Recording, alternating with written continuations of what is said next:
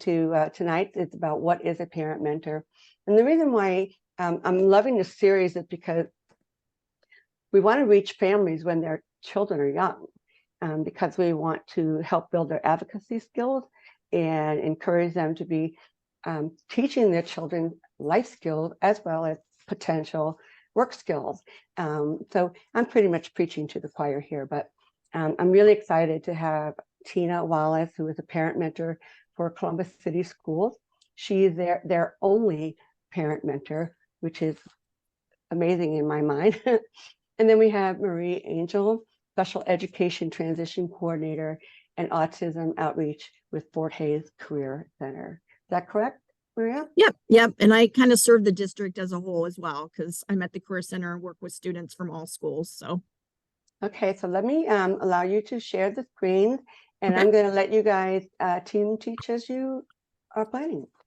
Yeah, thank you. Okay. All right, I'm going to pull up our presentation now. I'm going to, let's see, give me a minute while it's always moving the group out of the way for our slideshow. So, okay. So Tina, did you want to introduce more of yourself or? Yeah, okay, I'll do that. Yeah. So, as they said, I'm Tina Wallace. Thanks everybody for coming tonight. I always love to get a chance to get together with people who are always about our kids and always wanting to advocate and help in any way, shape, or form for disability rights. So that makes me so excited. As they said, I'm the parent mentor for Columbus City Schools. We have 120 schools that we service, and we do kindergarten through 12th grade. We have preschool, but they do a different part, but sometimes they call me in for that too. A little bit about me. So I am, I've been married for 28 years. My daughter is 27 and my son is 23. I am my daughter's advocate. She has autism, ADHD and anxiety, and she has high functioning autism, but hers is more of like the social. So like I was just telling the girls that she was real excited because she went to Barnes and Noble and got a VeggieTale book on sale for the Bible. She was just like thrilled out of her mind that she had found it on sale. So that, you know, that warms my heart that things like that just make her so happy.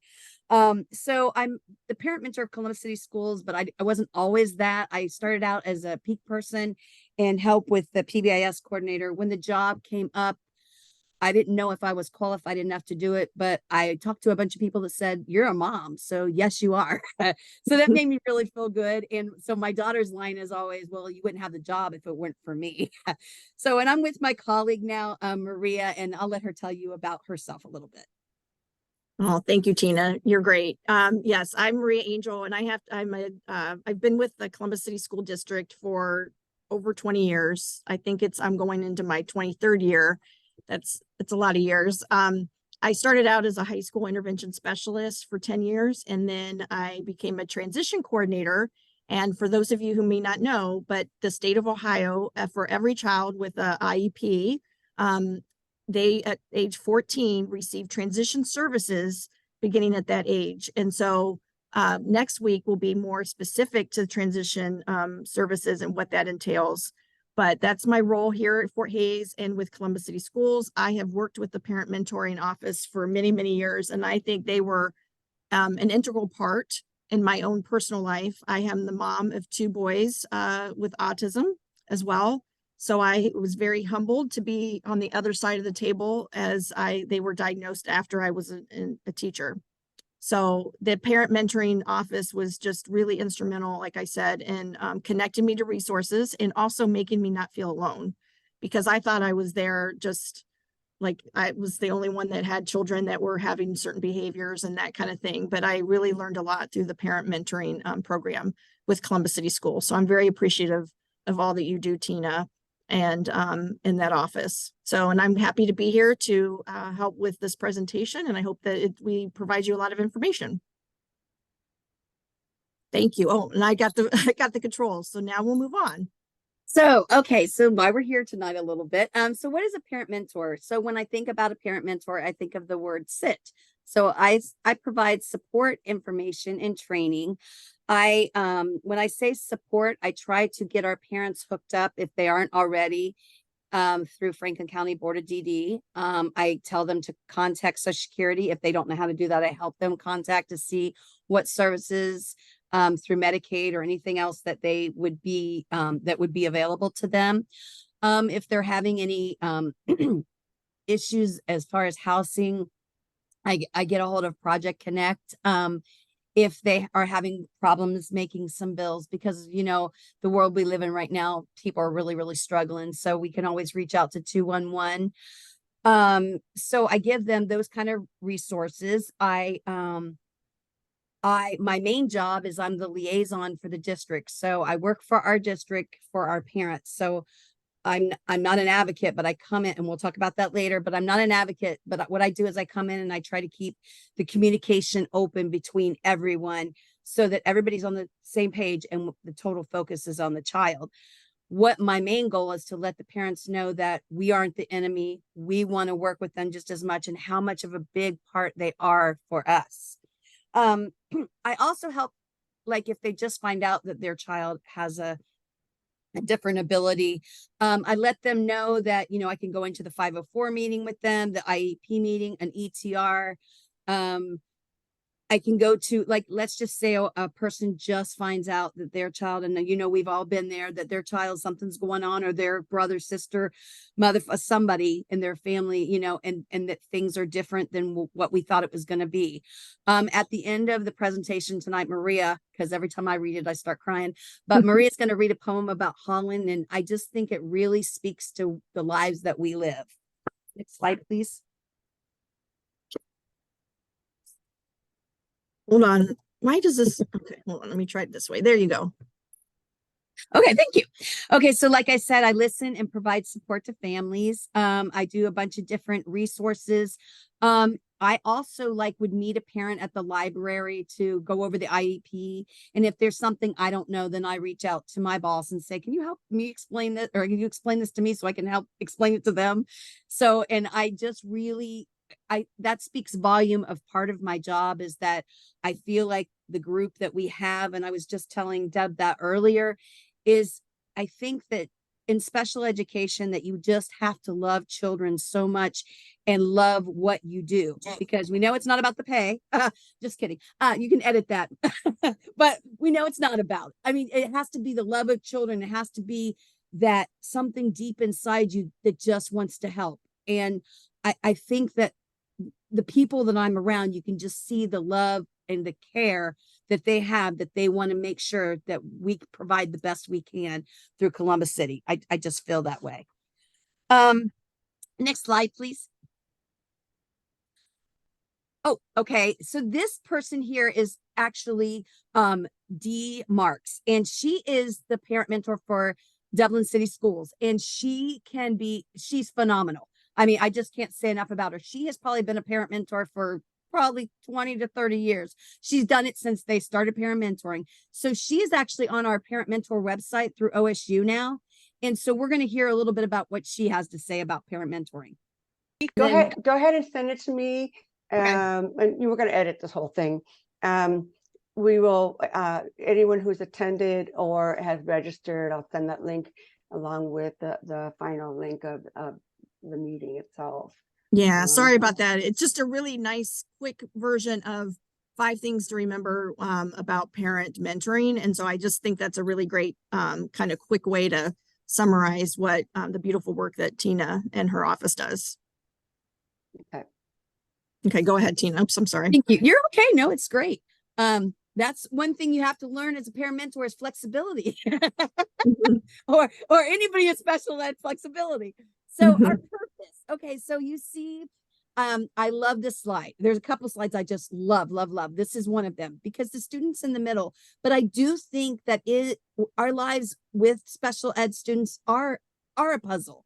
I think that the student is the most important because that's the one we're focusing on. But I think that everyone around, every piece is so important. The parents are so important. And I wanted to mention them first because they're the voice of the child. The school's important because they want to get on board and know exactly what works best and help us, and we want to help you. The district as a whole, so that they can put things in place to make sure the parents feel comfortable, and the community as a whole to make sure that we have those things outside, those resources that the parents can turn to for meetings and for bowling and for just different things for our kids to feel like they belong.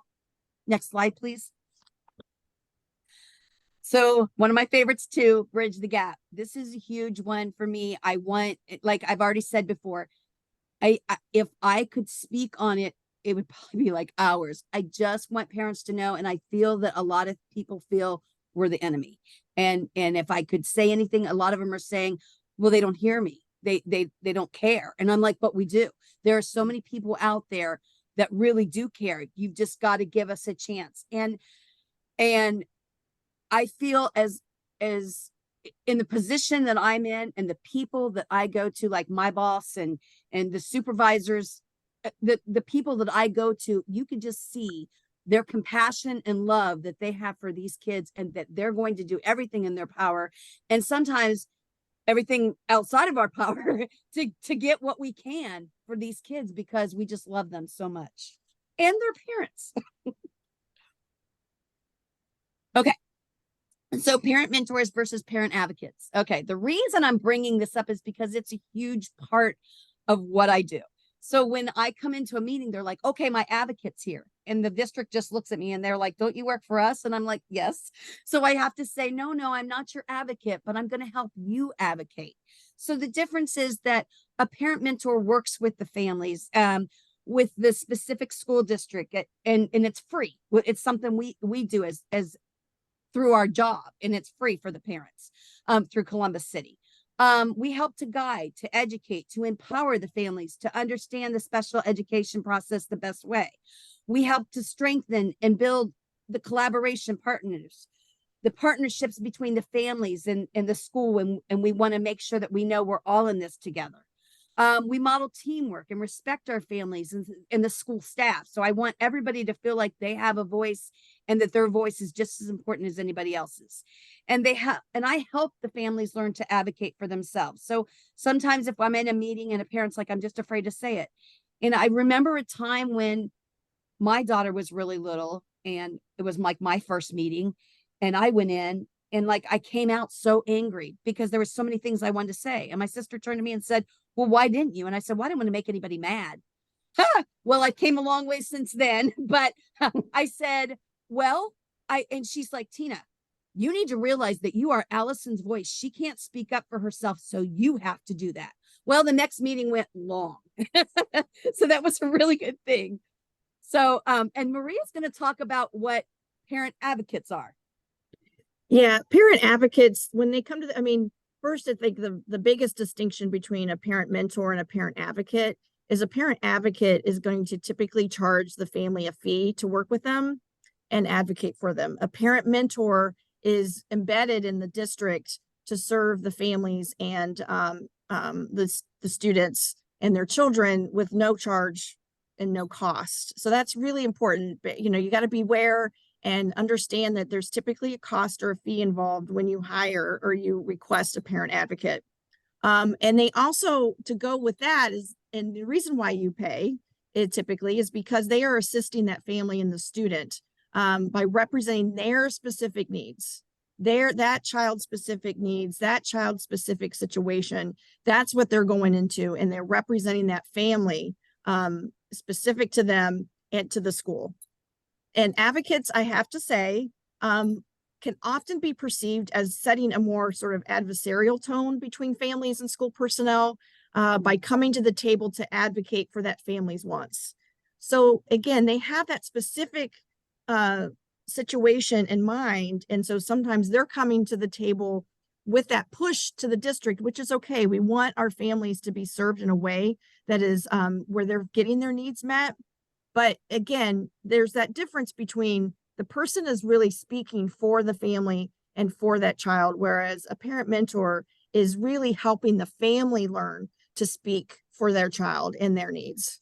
So I think that's the biggest distinction, is an advocate will speak for them, for the family or the child. Parent mentoring is teaching and guiding the family to learn to advocate for your child's needs. And so to kind of continue that, what we know about family engagement is we know that there's a varying presence with that parents are able to provide. And I know that there's many barriers that our parents are dealing with. So it may be difficult to get to the school during the day, or to have parent meetings or IEP meetings during the school day. I think it's really important that I know that the parent mentoring office will help the schools to kind of say, hey, what is the best time for this? Is the best time for the family, etc. Sometimes they have to give 2 or 3 days off to get to work and so on. So I think those are very important keys to remember. And then we know that parents are concerned about their children's success in school. We know that that's a fact. And, and hopefully you have someone at school that is going to help guide you through those concerns, i.e. a parent mentor. We know that students need multiple sources of support. It's not only to succeed in life, to succeed in school and outside of school. So it's not only those supports at home, family, but we believe family, community, and school, or that partnership is really vital to the success of that child's schooling and to their post-secondary success. Schools, we know that schools must reach out in order to involve families, but sometimes our schools and our school districts, they need support to support and increase family involvement. So your voice is really important. And I know like Columbus City Schools has a huge parent ambassador program now that is phenomenal, and allowing, again, another voice to be heard in our schools for their child and their student. So these are all a very important component to the success of the child, like I said, both in school and after school. The students that we serve, again, one expectation of the parent mentor program is to ensure that the students receive that appropriate and meaningful education, and that parents and educators communicate effectively together and operationalize that partnership as required by IDEA. So again, the parent mentoring program ensures that the students receive that appropriate and meaningful education, and that partnership is really evident and prevalent in the communication. These are the many disability areas that are covered. I don't need to read each one, but these are the, again, every child with a disability and the students we are served through the IEP and through IDEA. This is a slide that Tina loves, and I really love it too, because perception versus reality. And this is really, this is one of my favorite quotes. I have learned that people will forget what you said, people will forget what you did, but people will never forget how you made them feel. And that's so true. And that's why parent mentoring, I think, is really important, because it helps, again, bridge that gap, like Tina said, in that partnership, because we know that student success and student outcomes come between a collaborative effort between the parents and the teachers. And that's what the parent mentoring program is about, is really honing in on that collaboration and coming to the table as equal partners. Do you have anything, Tina, about more of that? No, you're doing great. All right. Are there any questions? We can save questions for the end, but I just wanted to make sure that if there were any questions that I pause for a second. Again, some of those key components to open communication is building the communication. That trust is at the center. Nothing will happen around that square, the commitment, communication, equality, and advocacy, without trust. And so again, there are many families that don't trust the schools, or they don't trust that the school has their child's best interests at heart, but yet the parent mentoring can help guide you through that process so you can gain that trust. And again, really maintain that effective relationship between the school and the family, because the outcome is what's most important. And they really, truly, like Tina had mentioned, that center puzzle piece is about this child and the student. Again, communication. This next phase is going to be about how to communicate with the schools. We know we want it to be friendly. It's about listening. It's about being clear, honest. I think it's really important to be totally honest, put everything out on the table with how you're feeling. Listen, even though I'm in the system, when I sat at the table as a parent, I sometimes didn't feel heard. And so I know how important this is. Just because I'm someone who understood sometimes the language or the process, I still at times have felt that my voice or my child's voice isn't being heard. So I have to be totally honest and be clear about what that is, and also to be informative. And that's where I think both Tina and I and others that, you know, we all have with a child with a disability, we really truly become, as we gain more information and understand the knowledge is power, right? Then we really, I think, start to develop our own voice for ourselves and our children. Maria, to piggyback on that just a Yes. little bit, Yeah, absolutely. there's two things I want to mention with that slide. One, I love that slide, by the way, and I'm stealing her slides. I told her that when we did this earlier, I'm like, I'm stealing some of your slides to do with my stuff. But one of the main things I think that I try to stress as much as possible in our meetings is that, like, if a parent sees something is going on at home and something's working for them, I want them to share it with the school, or vice versa. If you know, you've got a behavior specialist outside the school and you've got a behavior specialist inside the school, let's get them together and see what's working the best. That way the child, I mean, any children, but a lot of children with autism, because everything's so routine, when they hear the same thing, wait a minute, that's what my teacher said, or wait a minute, my mommy says that, or wait a minute, my daddy. So the child starts to think, wait, everybody's telling me I have to do this, so I guess I really do.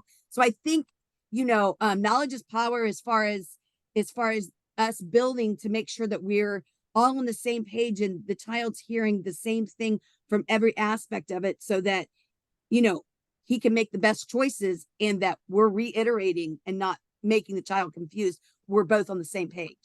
Thank you, Maria. Oh yeah, no problem. Anytime. You just butt in. You just tell me. So again, that effective communication, we know that it involves active listening, again, being friendly, having some confidence, even though that can be hard because it can be intimidating. I think both Tina and I really work hard on the inside to stress these same things with teachers, towards families, right? To be understanding and to be active listening and to be open and honest. Sharing feedback is important, because I think there's no better feedback than the parents' feedback. And what are the family members seeing at home? That's feedback that's really, really important. Volume and clarity. Sometimes I know as I start to get a little anxious, or when I've been in a meeting, my volume might start to rise. And so I have to kind of keep myself, you know, remembering that. Even though it can be hard if we're feeling challenged a little bit, to be in respect, you know, that respectful communication will always get us further, you know, than not being respectful and yelling and that kind of thing. It's just going to kind of create a barrier, stop things where we don't want, because again, we don't want to lose focus on doing what's best for the center of that puzzle, and that this puzzle piece being the child.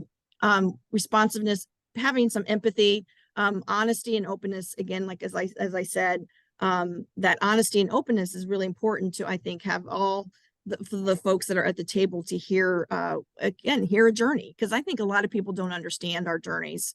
And again, some more tips: listen to understand, not to respond. I think that's a huge thing.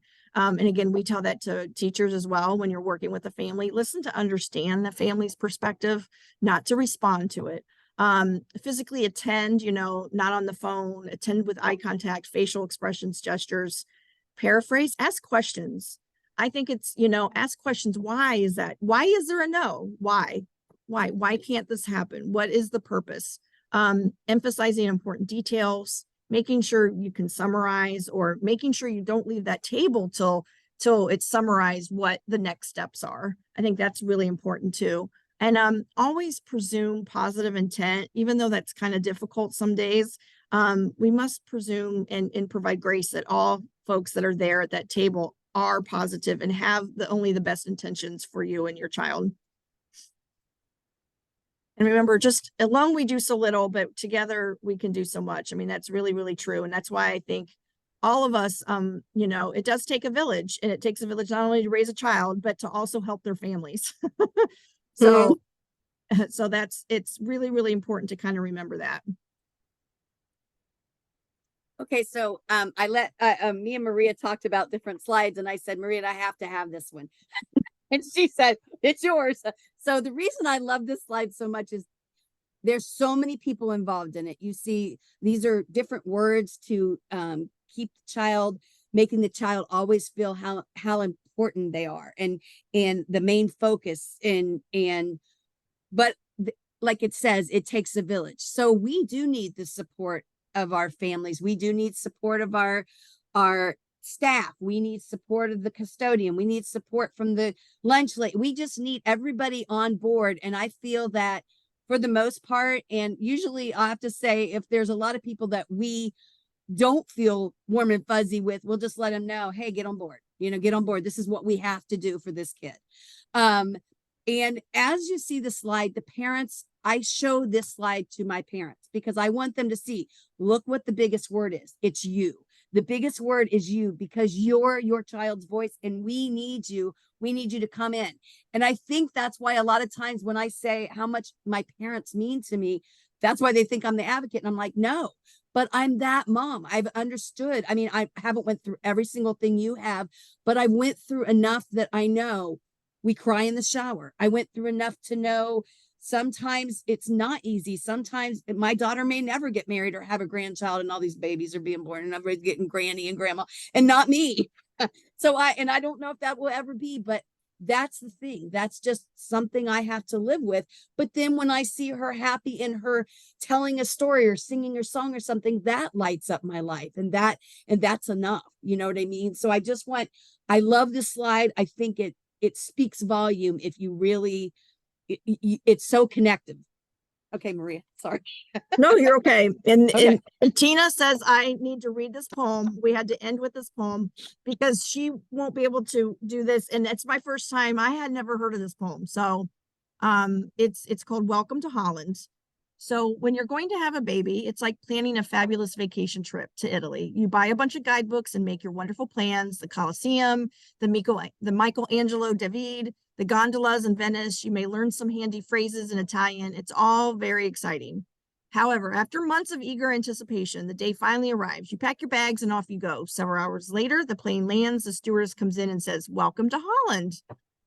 Holland, you say? What do you mean Holland? I signed up for Italy. I'm supposed to be in Italy. All my life I've dreamed of going to Italy. But there's been a change in the flight plan. They've landed in Holland and there you must stay. The important thing is that they haven't taken you to a horrible, disgusting, filthy place full of pestilence and famine and disease. It's just a different place. So you must go out and buy new guidebooks, and you must learn a whole new language, and you will meet a whole new group of people you would never have met. It's just a different place. It's a slower pace than Italy, less flashy than Italy. But after you've been there for a while and you catch your breath, you look around and you begin to notice that Holland has windmills, and Holland has tulips, and Holland even has Rembrandts. But everyone you know is busy coming and going from Italy. And for the rest of your life, you will say, yes, that's where I was supposed to go. That's what I had planned.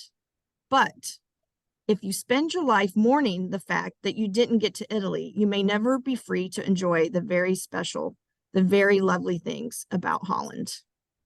And again, it really represents, I think, like you did so well. I'd never heard this about what we go through. It's not horrible. And look at all the things that we do and that we've come to our lives because of our children. And so it may not be Italy, but Holland's not bad. And Holland can teach us, and we get to see pretty things and do lots of things in Holland too. Any questions? We really thank you for attending. And this is our contact information. So if you have specific questions or you have anything that you want to, just think about or process with one of us, please take that down again, because we're all in this together and we're all parents of children with disabilities, and we're here to help one another. I wanted to preface this. I had talked to Tina and Marie about my brother who had DD, nonverbal, had autism and behaviors. And, as you can tell, I'm older, I have white hair. So for, I would say, 64 years, I've been an advocate as a sibling. What I'm noticing as I do the Chart of the Life course is that we need to reach families when their children are young. And that is why I felt this was an important piece of information, because if it is available in your county, I highly recommend to make that connection. And because they have the living experience, they've walked through this, and that they're there to support you. there are many times you can tell parents feel like it's us and them. And so I'm hoping someday that we start, finding parent mentors who want to take it back and give it back and be available, like a support group kind of thing, where we can educate our younger families, because life is different in the education system versus once they become adults and they're in the adult service. So that's the reason why I had this become a 3-parter. And I'm just saying this, and then you can ask questions. The reason, I wanted both parent mentor and transition coordinator I wanted people to see that they do connect, and that and they do work together, and so that transition or that bridge going into the adult world can go a little smoother. Next week, it's what is a transition coordinator? Well, we're going to have her with the SSA that she works closely with, just like Tina and Marie do. And then the third one will be on what is an SSA, a service and support administrator. So I'll put those links on, and go ahead and fire away and ask your questions. We're open books. I mean, I'm a very open book. Tina's a very open book. So no question is really too much for either of us. Whether it's about our experiences, any suggestions, or any help that you might need, or again, just any comments. Can you talk about what your boys are doing now as young adults? Sure. My boys are 20, and the youngest is 17, and so he's a senior. So we are, again, I'm in the path myself of transitioning my children. I always go back and forth between students and children. They're my children. And again, it's again, for the transition coordinator to have their kids in that process, makes it a little more difficult. And I have my own transition coordinator that works with my kids because I need to be mom at the table. And Max has a job. We're doing one class a semester at Columbus State. And while he gets overwhelmed he works at Barnes and Noble. So you talked about Barnes and Noble, Tina. If you're at the Ohio State Barnes and Noble, you can stop and say hi to Max. And he actually, I say he's becoming his own self-advocate, because while he's had some challenging situations at work, one of my suggestions to him was how, people wear their pronouns. Like, I prefer she, him, she, her, or him, or they, them. I said, I'm not saying that you should self-identify or to let people know that you have autism, but you may want to, I got him several buttons to say, I have autism, please be patient. And actually, I just gave him a choice. I said, this is an idea. I didn't say he had to do it. But he actually, when he went to work the next day, my husband said, oh, by the way, Max was wearing all the buttons you got him. I said, all the buttons? I got, he was going to wear one, but he had all his buttons on his shirt that said, be kind, be a nice human. I'm autistic. Please be patient. I mean, it was all, but that made him feel comfortable knowing that because some people would say, why do you have to wear a button for people to be nice? But for someone, he felt more comfortable. He didn't have to say, I have autism. He's also, he has autism, and he's known that since he was little. And so it is what it is. He's not ashamed of it. And so it kind of helps put people kind of, this is what he has, so be patient. And so that's been a really, I'd say once they get, everything goes in waves. And Tina and Elaine and I know we've all talked about that, like when you're in special needs preschool, and then you go into school age, and then the transition from elementary to middle, and then middle to high school. It's all a wave, and we roll with it the best we can. And they're doing well. My 17-year-old, he's a senior. We're not quite sure where we're at yet. And I just know that sometimes it takes time, and I'm okay with that. My younger one doesn't like any people, doesn't like crowds. like a lot of our kids, it might sound familiar, likes to stay put in his room and wants to watch TV or YouTube or play video games, right? But, I know that it's going to take some time for him. We keep talking about goals and we just set small goals. So, yeah, that was kind of a long way to tell you how the boys are, Elaine. That's okay. I was going to ask Tina the same question about her daughter. Oh, thank you, Elaine.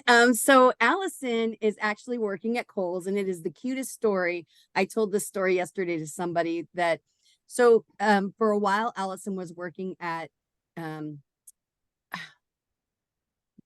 sorry, Gabe's. I couldn't think of the name of it. And when the pandemic hit, Allison was the fitting room person. So when the pandemic hit, they stopped the fitting room. Well, when they brought people back, they still stopped the fitting room because of COVID. So she was out of a job, but she was still getting her, her stipend from Social Security, but she would get a certain amount from Social Security and a certain amount from work. And so one of the things is she was taking a car and stuff like that to Gabe's. Well, we started looking around closer to the areas here. And so she walked into Kohl's and I said, "Are you guys doing any hiring?" And they said, "Well, yeah." And Allie said, "Okay, I'm just going to tell you like it is." She said, "This is the thing. I am a great person. I am a great employee." She said, "I can organize and I can tell you the synopsis of any book you want to know. I know all the genres. I cannot work your cash register. I can't do it. Math just messes me up, and I don't want people to steal money from you. So if you have to have me do that, I'm not your girl." And they said, "Well, we think you are our girl and we don't have to have you do that. And would you like a job?" And she said, "I really would." So now Allie has been at Kohl's for, I'd say, almost 2.5 years now. And she's been employee of the month 6 times. Aww. And the thing is, so it's really funny when she's at work, I'm not allowed to go to that Kohl's. Thank you, Elaine. When she's at work, I'm not allowed to go to that Kohl's because, "Mom, I'm working. Why are you here?" So one day I always go, my son takes her and then I always go pick her up. So one day I went in to pick her up, and this was she usually works Monday, Wednesday. Matthew takes her those 2 days, and then Saturday and Sunday. So I pick her up those 2 days, take her and pick her up those 2 days because I work. So anyway, so she goes, I was looking around for her, and the manager comes up to me and he says, "Ma'am, can I help you?" And I said, "Oh no, I'm just looking for my daughter." And he said, "I bet it's Allison, isn't it?" Because it looks like I cloned her. I don't know if you could see her picture. This is Allie. So yeah, I did clone her. Yes, thank you. But so anyway, so I said, "Yes, it is Allie." And so he goes, "Well, she's always where she needs to be. So let me just look." And I said, "Well, she better be. I'm her mother. She better be." So he looks over and he goes, "See, she's right there." And she goes, "What?" And I go, "No, you're fine, Allie. I was just going to let you know that I was in the store." And she goes, "Why?" And I said, "Because I have to pick something up for Mimi." And she's like, "Okay, hurry." So it's really funny because so I'm checking out, and so many people came up to me and said, "The manager said you're Allie's mom." And I just want to tell you that she is phenomenal. She's always on time. She always does whatever she needs to do. She always knows her work. She always gets her work done. And if she gets done early, she goes and asks. And I said, "That makes me really happy." I said, "But what makes me really, really happy is that you guys came and told me that, because sometimes as a mom, you just need to hear your child's doing a great job, especially when." And I told Maria the story yesterday, and I feel like this really touches on a lot, that a lot of times people, and it's nothing against a person, and I've said this to many parents, sometimes we do coddle because we're afraid for them and we're scared for them, and we worry about them. But at the same time, sometimes we have to let that go a little bit and give them their space to flourish, to do great. And sometimes at home, we're scared to death and thinking, "Oh my gosh, I'm so worried about them." But we still have to let them fly. We still have to let them be them.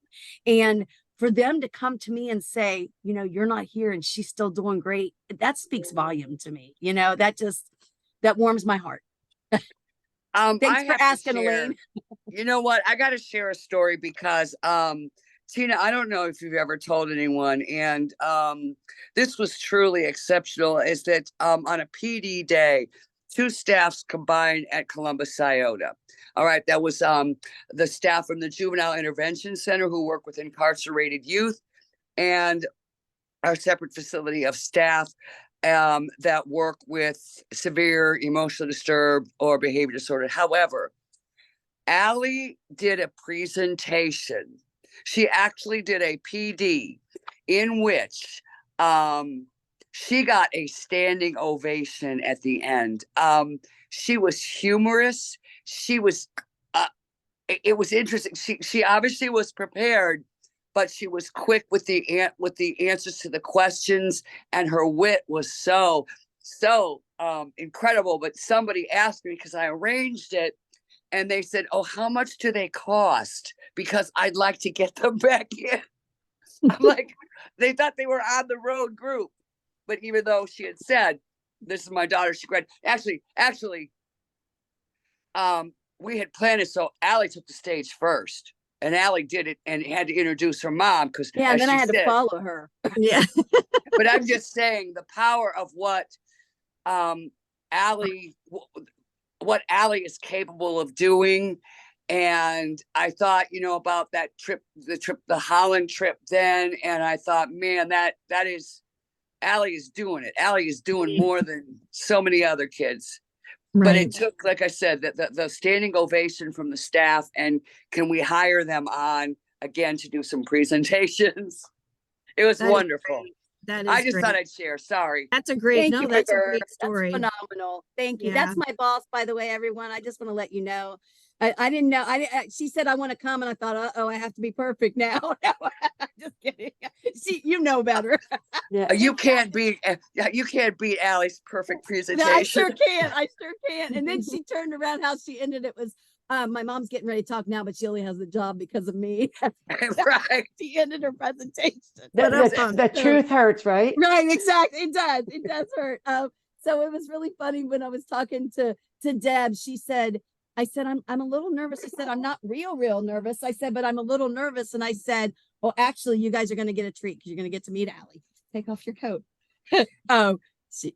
She's okay. Take off your coat real quick. You feeling okay? Not feeling well? Can you say hi real quick? The girl's on here too. Oh. Yeah. Did you go to Bob Evans or Chinese? No. Allison came in, and she say hi to everybody. Come around here. Come with mom. Hello. Hi, Allie. Everybody wants to see you, Allie. Thank you, Allie. I don't even know where I was. Oh, so I said, I'm a little nervous. And she said, Tina, she said, I don't be. She said, this is a laid back. And whenever I think that we're talking to people with special ed, we all share that joy and that compassion and that love. And she said, and it just shines through in us. She said, Yeah. so, and I thought, really? And I don't even feel nervous like I did. So, But I also told you that I have a high tolerance for inappropriate behavior. So I thought I was just doing well with people, but but I do have one question. Yes. How do people find out about a parent mentor? Like you have a child a new diagnosis, say first grade. What happens? So what I do is I go to every school. I introduce myself to the principal. In the past, people have told me, you can go ahead and send an email. I said, no, I don't want to send an email. So I talked to my boss and I said, Terry, and I said, hey, can I go to the school? She said, well, absolutely. I said, because if they see email from Tina Wallace, they don't know who I am. They're like, okay, that's Tina Wallace. I'll get to that later. But if I'm in your face saying, hi, I'm your parent mentor for special ed. If you need anything or your parents need me, please call me. So I'm not shy. I mean, I know you're shocked, but I'm really not shy by any means. I think that I present to all the special ed coordinators. I present to all the new psychs or any of the psychs that come. I present, like Miss McGurr said, we present to Iota, and I always do the JC.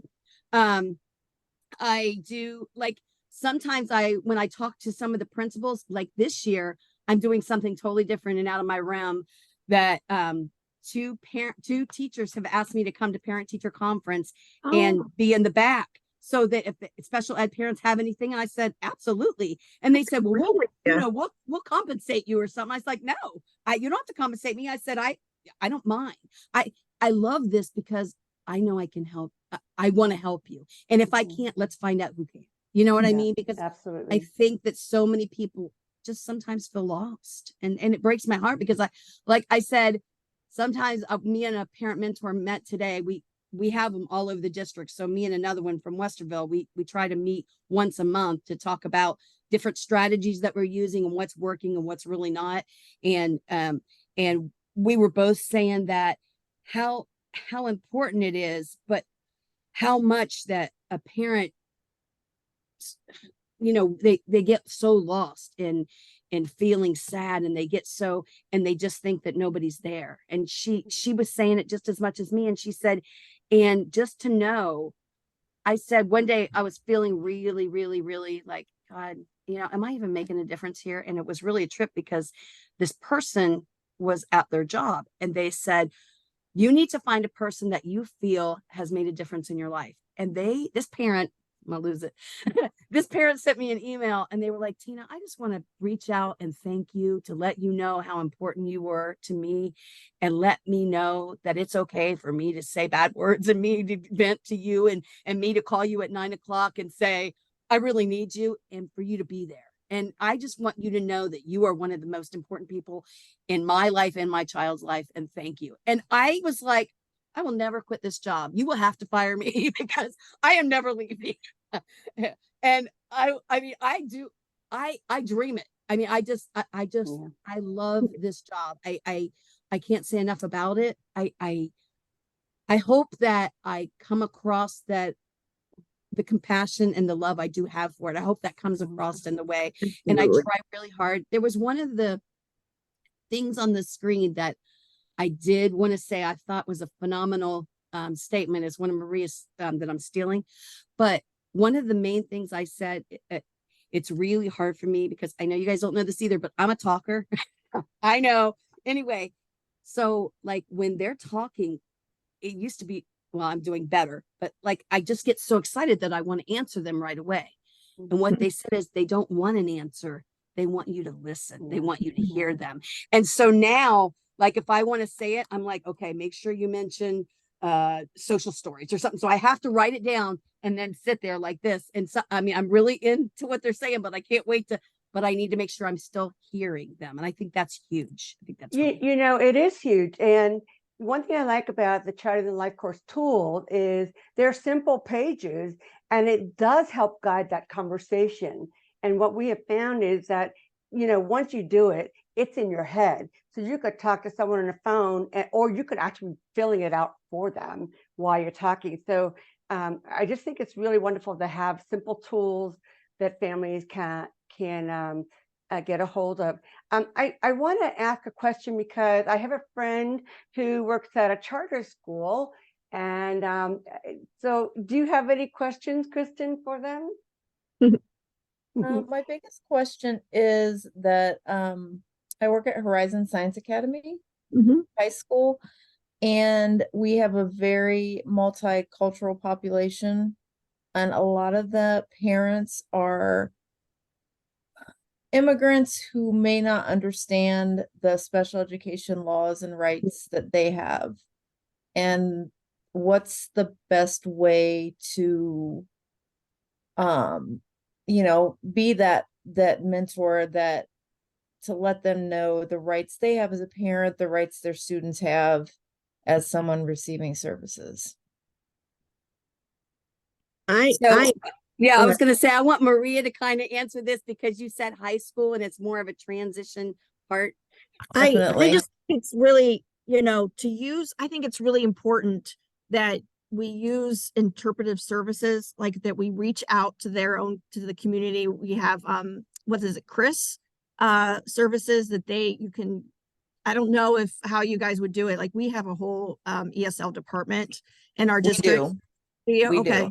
I think it's just really important to sit and make time and know that it will be longer, you know, to meet maybe with a parent that has a different language than Definitely.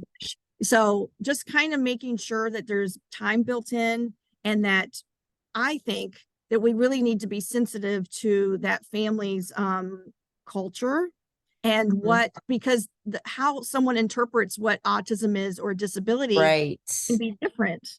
And And so, I've definitely learned that in my years. This is my 5th year at the school, my 3rd year as a department head. And I'm also working toward a transition to work endorsement with Bowling oh, Green University. yeah, yeah. And so through that alone, just in a couple months that I've been with them, I really thought I knew about cultural differences, and I Mhm. realized I really don't Mhm. know about cultural expectations and how that plays a role in this.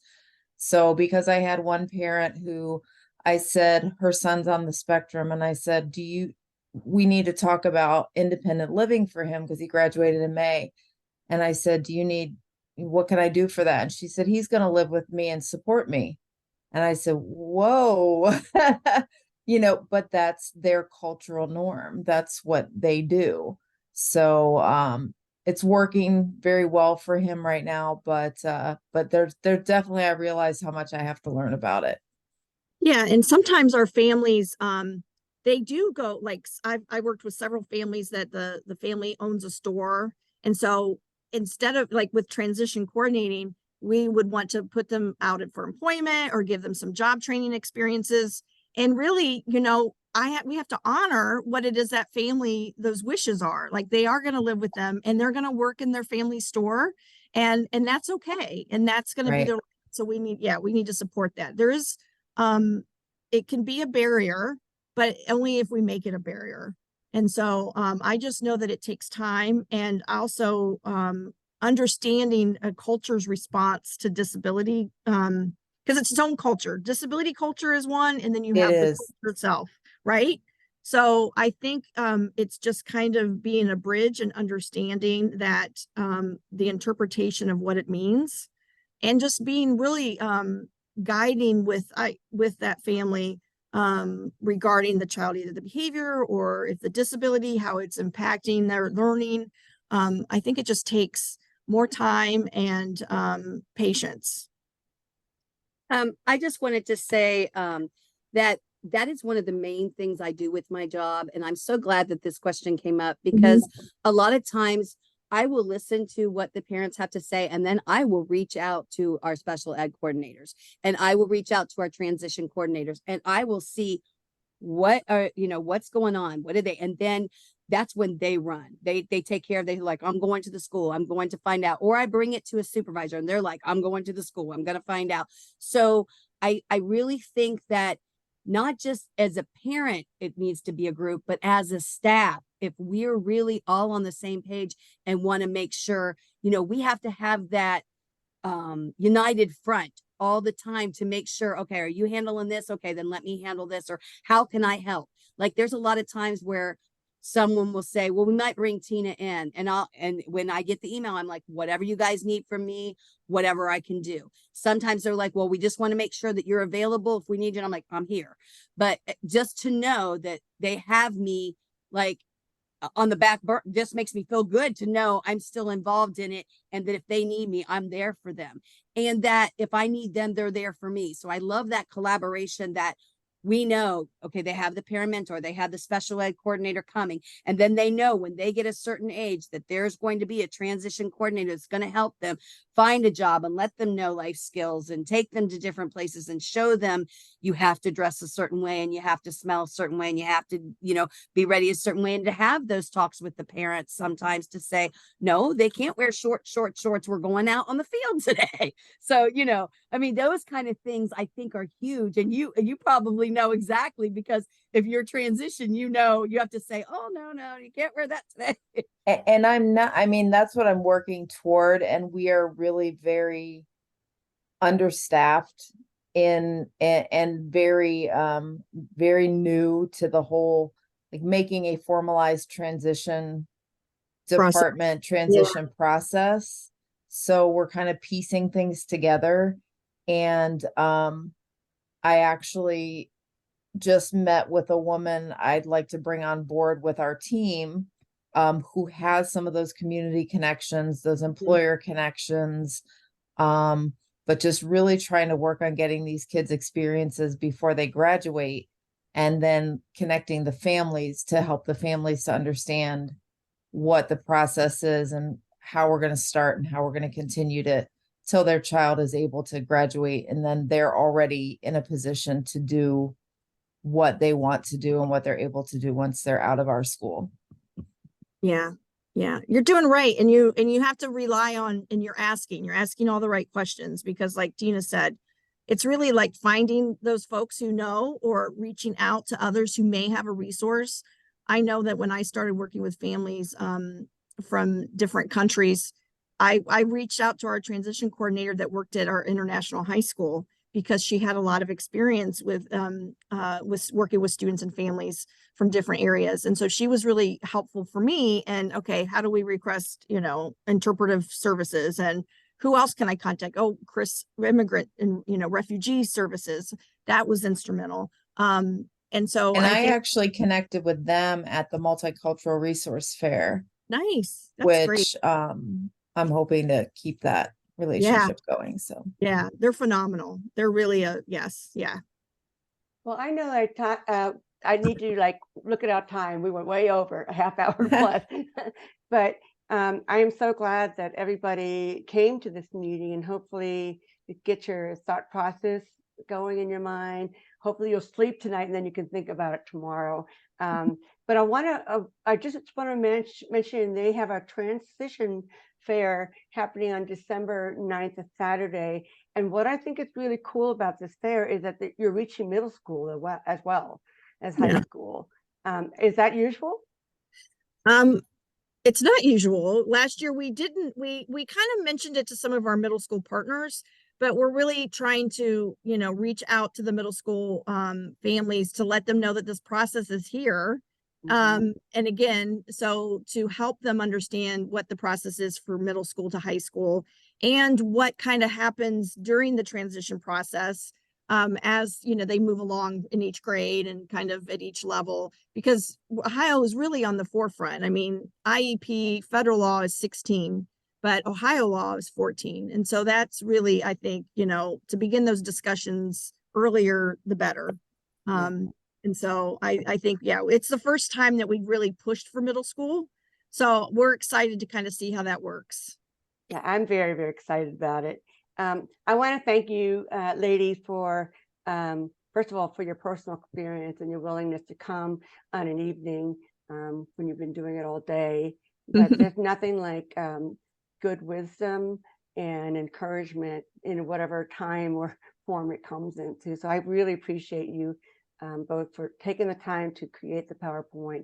I did put the link in for DMARC's thank you. presentation, and I will include that as far as when I edit all this stuff. So everybody have a blessed evening, and maybe we'll see you next Thursday, 6 to 8. We're going to have that transition coordinator working with the SSA.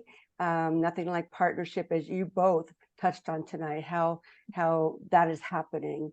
It's not my turf, your turf. It's like we're all good. together. Yeah, it's important to all work. Yeah. Thank you for having us. I really, of course, we must do something like this again.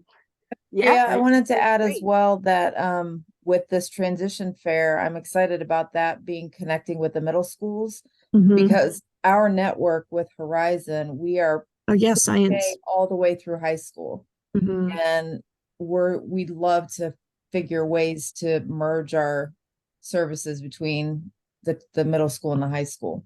Absolutely. Because a lot of those yes, kids please just go come. straight Please through our whole come. network. Yes, please come. We the more and tell your families. Yeah. Actually, there's a lot of people. I know ICANN's going to be there in different colleges, different like CODA, stuff like that. We just want to make sure that that's one of the reasons we wanted to do the middle school too, is because we want to make sure that the parents know these things are available, like College Credit Plus, or because, like if we have a twice exception, or our kids that really want to get right back right into a trait or something like that, we're going to have vocations there. We're going to have all different kind of things there that and we're going to have it separated, and then we're going to have some people talk. Deb's one of them, and me and Maria are one of and a couple other people are, hopefully, well, we were gonna have the superintendent there, but we're gonna wait because something else came up too. So we'll see if she comes. We hope she does, but it would be blessed if she came and we'd be excited. But if she can't, we understand, you're a busy woman, but we're excited if she comes. But the more people we can get there and the more, we can express that there are so many things out there for them. Yeah. So please come. All right, Great. ladies, this is it. We'll see you next week. You All know right. it. Good Thank night. you. Thank Bye-bye. you. Bye. Thank you you. so much, everybody, for coming. Bye-bye. Bye-bye. Bye. I think Thank it went great. What do you think? Yes, I think it went great. Yes. I think it went great. Good, I think I so. mean, anytime you can get a group of people, and I need to turn off the Facebook. Got to. We can just be Jump it up talking on now. Facebook, right? Yeah. I'm like a crazy. So we had 7 people who watched it on the Facebook Live, and what happened is we have people that'll watch it on there. I remember an event and I had maybe 3 people, and it became like 200 people who actually viewed it. So it's the gift that keeps on giving if people have the time. So anyway, I'm gonna let you guys go to bed, do whatever it is you do. And I I gotta get was home. thinking one more table maybe for your fair is maybe a chart in the life course table. That's a great idea. I mean, I could get other people to me an hour table, and I can do the chart in the life course one. That way I can print off some of the forms if people are looking into it. So it's just a thought. Well, I also have a friend who just took it Absolutely. too, the one I was talking about from Westerville. And Elaine or Maria, have you taken it yet? The Charting the Life course yet? Mm-mm. Okay. Mm-mm. So, well, it's something that ODE wanted me to, and I was telling Deb that I was going to do it, and then Dad passed. So it's just Oh. been very, a lot going on. But I am thinking about doing it next year. I really am, because